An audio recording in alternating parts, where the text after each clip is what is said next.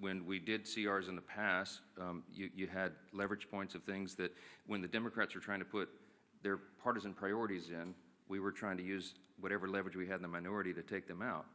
Very important distinction right now. We did not put in Republican priorities in the clean CR. I could have put some of our priorities or poison pills or things that Democrats had done in the past to us. We didn't.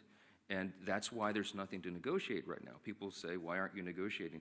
I don't have anything to offer. I can't go to a clean CR and say, let me pull off the Republican priority and make it more palatable for you, because we didn't add that in. It's simply a status quo continuance. One of the things we objected to back then was these were Biden-level policies and spending. I still object to that. But what I'm trying to do is keep the government open so that we can readjust those things. And as I gave you the long background yesterday, the summary of how we got to where we are, the appropriations process is working again. And we're going to be able to reprioritize federal spending, but we have to allow the time for that to continue, and we need 7 more weeks.